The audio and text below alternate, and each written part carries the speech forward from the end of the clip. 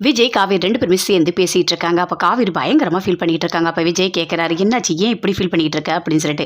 "இல்ல, எனக்கு ரொம்ப கஷ்டமா இருக்கு. நிவின் வந்துட்டு யமுனாவை எப்படி பார்த்துப்பாருன்னு எனக்கு தெரியல. என் மேல இருக்க கோவத்தையும் சேர்த்து யமுனா மேல காட்டுவாருன்னு நான் நினைக்கிறேன்." அப்படின்னு சொல்றாங்க. கண்டிப்பா அப்படிதான் நடக்கும். ஆனா அது எல்லாமே நம்ம சரி பண்ணி தான் ஆகணும். இப்ப என்ன பண்ண முடியும்? அப்படின்னு சொல்லிட்டு விஜய் சொல்றாரு. "சரி, நீ யமுனாவை பத்தி யோசிக்கிறத விட்டுட்டு நம்ம கதைக்கு வா." அப்படின்னு சொல்றது. "என்னது நம்ம கதையா?" அப்படின்னு சொல்லிட்டு காவேரி கேட்குறாங்க. "ஆமா, நம்ம கதை தான்."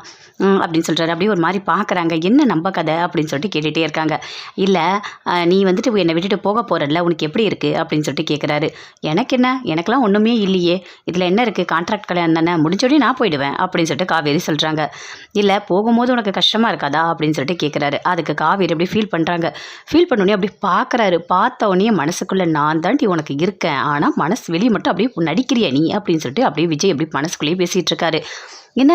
ஐயோ சிச்சா, ஒரே கருகிற இதுவாக வருது, ஒரே ஸ்மெல் வருது." அப்படின்னு சொல்கிறாரு. "என்னங்க, உங்களுக்கு என்ன ரொம்ப திமிரா இருக்கா? நான் ஒரு செகண்ட் உங்கள் கூட நான் இருந்திருக்கேன் இவ்வளோ நாள். கொஞ்சம் ஃபீல் பண்ணால் அது பெரிய உங்களுக்கு அப்படியே கெத்தாயிடுமே அப்படியே." அப்படின்னு சொல்கிறாங்க. "உங்களுக்கு ஏதாவது ஃபீலிங்ஸ் இருக்கா?" அப்படின்னு சொல்லிட்டு காவேரி கேட்குறாங்க. அதுக்கு விஜய் சொல்கிறாரு, எனக்கு ஃபீலிங்ஸ் அதெல்லாம் எனக்கு எதுவுமே இல்லையே." அப்படின்னு சொல்கிறாரு. அப்படியே காவேரி யோசிக்கிறாங்க. "என்ன, ரொம்ப கோவமாக இருக்கா?" அப்படின்னு சொல்லிட்டு கேட்டுட்ருக்காரு. "சரி, உனக்கு பர்த்டே வருதுல்ல, உனக்கு ஏதாவது கிஃப்ட் வாங்கி கொடுக்கலான்னு இருக்கேன், என்ன வேணும்?" அப்படின்னு சொல்லிட்டு விஜய் கேட்குறாரு. "எனக்கு கிஃப்ட்லாம் எதுவும் வேண்டாம்." அப்படின்னு சொல்லிட்டு இருக்காங்க. "பொய் சொல்லாத, ஏதாவது கிஃப்ட்டு சொல்லு, உனக்கு நான் வாங்கி தரேன்." அப்படின்னு சொல்கிறாரு. "நீங்கள் கான்ட்ராக்ட் சொல்லியிருக்கீங்களா, அந்த கிஃப்ட்டே எனக்கு போதும், எனக்கு எதுவுமே வேண்டாம்." அப்படின்னு சொல்லிட்டு காவேரி சொல்லிட்டு இருக்காங்க. 2 பேருமே சேர்ந்து ரொம்ப சந்தோஷமாக பேசிகிட்டு இருக்காங்க. பேசுகிறேன். "சரி சரி, இதுக்கு மேலே நம்ம பேசி டைம் வேஸ்ட் பண்ண வேண்டாம், போய் படுக்கலாம் வாங்க." அப்படின்னு சொல்லிட்டு 2 பேருமே போய் படுக்கிறாங்க.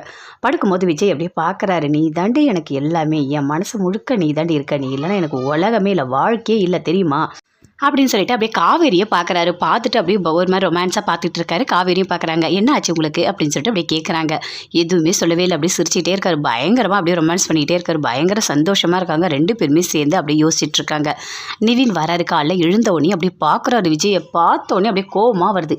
"இவன் வீட்டில் வந்து தங்கணும்னு என் தலையில் எழுதியிருக்கு." அப்படின்னு சொல்லிட்டு அப்படியே வெளியே வராரு. விஜயும் பார்க்குறாரு. "என்ன, எப்படி இருக்கீங்க? இப்போ தான் உங்களுக்கு பொழுது விடிஞ்சுதா?" அப்படின்னு சொல்லிட்டு கேட்குறாரு. அப்படியே நிவின் பார்க்குறாரு. "என்ன, எதுக்கு இப்படி நடிச்சிட்டு இருக்க?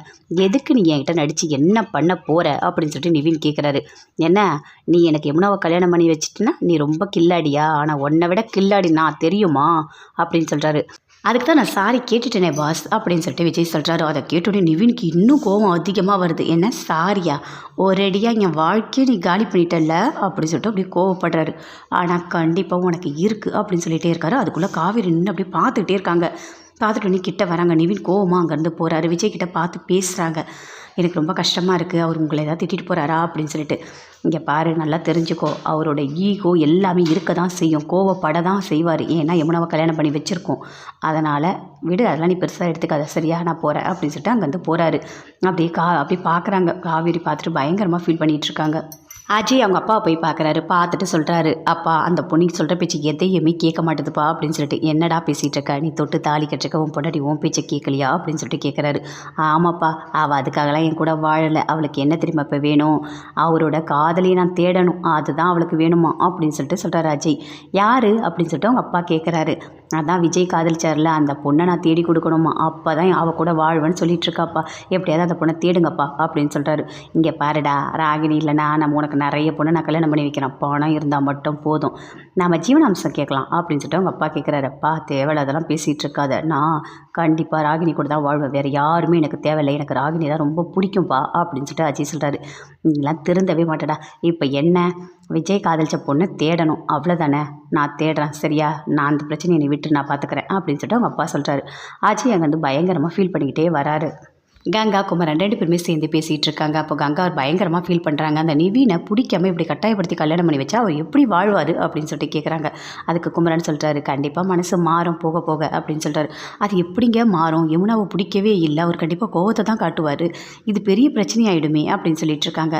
"இல்லை, உனக்கு கூட தான் என்னை பிடிக்கவே இல்லை, ஆனால் இப்போ நம்ம 2 பேரும் சேர்ந்து வாழலையா, அந்த மாதிரி தான் கண்டிப்பாக நிவினோட மனசு மாறும், யமுனாவை ஏற்றுப்பார்." அப்படின்னு சொல்லிட்டு குமரன் சொல்கிறாரு. அப்படியே கங்கா பேசிகிட்டு இருக்காங்க 2 பேருமே சேர்ந்து.